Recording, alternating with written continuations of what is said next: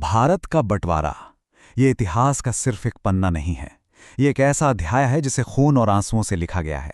आज हम मिलके उन घटनाओं की तह तक जाएंगे, उन वजहों को समझेंगे जिनकी वजह से यह बंटवारा हुआ। ये एक ऐसी कहानी है जिसकी गूंज आज भी सुनाई देती है। 77 साल गुजर गए, लेकिन एक सवाल आज भी हवा में तैर रहा है कि आखिर इस बंटवारे का जिम्मेदार कौन था। देखिए, ये सवाल ऐसा है ना कि इसका जवाब इस पर निर्भर करता है कि पूछने वाला कौन है। भारत में पूछें तो कई लोग जिन्ना का नाम लेंगे, वहीं पाकिस्तान में कई लोग नेहरू और गांधी को वजह मानते हैं। तो चलिए इस उलझी हुई गुत्थी को सुलझाने की कोशिश करते हैं।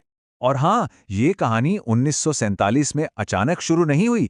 इसकी नींव तो सच कहूं तो दशकों पहले ही रखी जा चुकी थी, और रखने वाले थे अंग्रेज। देखिए, 20वीं सदी की शुरुआत से ही इसकी जमीन तैयार होने लगी थी। पहले 1905 में बंगाल का बंटवारा हुआ।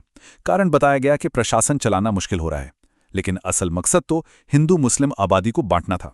फिर 1906 में मुस्लिम लीग बनी, और 1909 में तो हद ही हो गई जब सेपरेट इलेक्टोरेट्स यानी अलग निर्वाचन क्षेत्र ले आए। ये वो कदम थे जिनसे दिलों में और राजनीति में खाई गहरी होती चली गई। अंग्रेज समझ चुके थे कि बांटो और राज करो से बेहतर कोई नीति नहीं है। तो ये अलग निर्वाचन क्षेत्र आखिर था क्या? जरा सोचिए, एक ऐसी चुनावी व्यवस्था जहां किसी सीट पर सिर्फ मुस्लिम उम्मीदवार ही खड़ा हो सकता है और उसे वोट भी सिर्फ मुस्लिम ही दे सकते हैं। बस यही थी ये प्रणाली। मुस्लिम लीग तो ये मांग ही रही थी और अंग्रेजों ने इसे हाथों हाथ लिया। क्यों? क्योंकि ये उनकी डिवाइड एंड रूल पॉलिसी में बिल्कुल फिट बैठता था। इसने एक तरह से राजनीति में धर्म के आधार पर बंटवारे को कानूनी जामा पहना दिया। तो बस यहीं से विचारधाराएं और सख्त होती चली गईं, और कुछ बड़े नेता भारत के भविष्य को लेकर बिल्कुल आमने सामने आकर खड़े हो गए। इस पूरी कहानी में जो सबसे नाटकीय बदलाव देखने को मिलता है वो है मोहम्मद अली जिन्ना का। एक वक्त था जब वो कांग्रेस के सदस्य थे और सरोजिनी नायडू ने उन्हें हिंदू मुस्लिम एकता का राजदूत तक कह दिया था। और फिर एक वक्त आया जब वही जिन्ना टू नेशन थ्योरी के सबसे बड़े पैरोकार बन गए। उनका तर्क था कि हिंदू और मुसलमान दो अलग अलग कौम हैं जो एक साथ एक देश में नहीं रह सकती। लेकिन देखें, ये कहानी एक तरफा नहीं थी। जैसे जैसे मुस्लिम लीग की राजनीति आगे बढ़ रही थी, उसके जवाब में हिंदू राष्ट्रवादी संगठन भी बन रहे थे। हिंदू महासभा बनी, आरएसएस की स्थापना हुई। अब माहौल ऐसा हो गया था कि दोनों तरफ से टट्टर विचारधाराएं टकरा रही थीं, और इन सब के बीच कांग्रेस का एक अखंड भारत का सपना कहीं पिसता जा रहा था। अब हम आते हैं आज़ादी से ठीक पहले के उन आखिरी कुछ सालों पर, जब राजनीतिक गतिरोध इतना बढ़ गया और हिंसा इतनी फैल गई कि बंटवारा लगभग तय हो गया था। 1946 के चुनाव, इन नतीजों ने कह सकते हैं कि आखिरी कील ठोक दी। हुआ ये कि कांग्रेस ने जनरल सीटें तो जीत लीं, लेकिन मुसलमानों के लिए जो सीटें आरक्षित थीं उनमें से लगभग 90% पर मुस्लिम लीग जीत गई। ये एक सीधा और साफ संदेश था कि अब भारत के ज्यादातर मुसलमानों की आवाज जिन्ना और मुस्लिम लीग ही हैं। वैसे बंटवारे को टालने की एक आखिरी कोशिश हुई थी, कैबिनेट मिशन। अंग्रेजों ने एक बड़ा पेचीदा सा प्लान बनाया जिससे भारत एक तो रहे पर प्रांतों को काफी आज़ादी मिले। लेकिन बात बनी नहीं।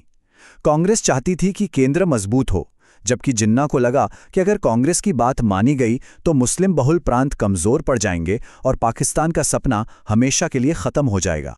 कैबिनेट मिशन के फेल होते ही समझौते के लगभग सारे दरवाजे बंद हो गए। जिन्ना ने तो अल्टीमेटम दे दिया था। उन्होंने साफ कहा, या तो हमें बटा हुआ भारत मिलेगा या फिर बर्बाद हुआ भारत। मतलब साफ था, अब बातचीत का वक्त खत्म हो चुका था।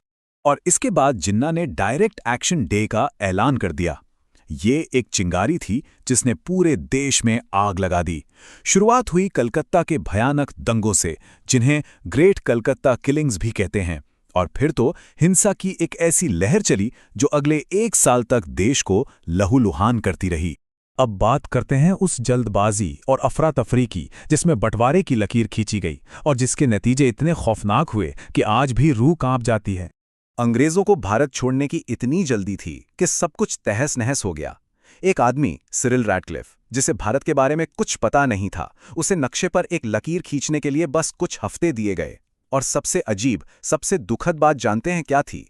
15 अगस्त 1947 को जब देश आज़ाद हुआ, तब करोड़ों लोगों को ये पता ही नहीं था कि उनका शहर, उनका गांव, उनका घर हिंदुस्तान में है या पाकिस्तान में।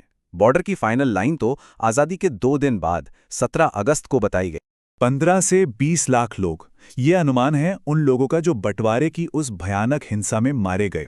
ये सिर्फ एक आंकड़ा नहीं है, ये वो जिंदगियां थीं जो नक्शे पर खींची एक लकीर की भेंट चढ़ गईं। उस दौर की सबसे खौफनाक यादों में से एक हैं भूतिया ट्रेनें। ये वो ट्रेनें थीं जो एक मुल्क से दूसरे मुल्क के लिए चलती थीं, लेकिन जब अपनी मंजिल पर पहुंचती थीं तो उनमें जिंदा इंसानों से ज्यादा लाशें होती थीं। ये मंजर उस वक्त की दरिंदगी को बताने के लिए काफी है। इस बंटवारे ने दुनिया के इतिहास का सबसे बड़ा और सबसे तेज माइग्रेशन देखा। रातों रात करोड़ों लोग बेघर हो गए। उन्हें अपना घर, अपनी जमीन, अपनी जड़ें सब कुछ छोड़कर भागना पड़ा। सोचिए, कल तक जो जमीन उनकी अपनी थी, आज वो वहीं पर शरणार्थी बन गए थे। और ये बंटवारा सिर्फ जमीन और लोगों का नहीं था, बंटवारा तो हर एक चीज का हुआ था। सेना की रेजिमेंट्स बांटी गईं, सरकारी अफसर बांटे गए, खजाना और कर्ज बांटा गया। अरे यहां तक कि सरकारी दफ्तरों की कुर्सियां, मेजें और टाइपराइटर तक एक एक करके गिने गए और बांटे गए। तो आखिर में हम घूम फिरकर उसी सवाल पर आ जाते हैं, क्या इसे टाला जा सकता था? क्या कोई और रास्ता नहीं था जिसमें इतना खून खराबा ना होता?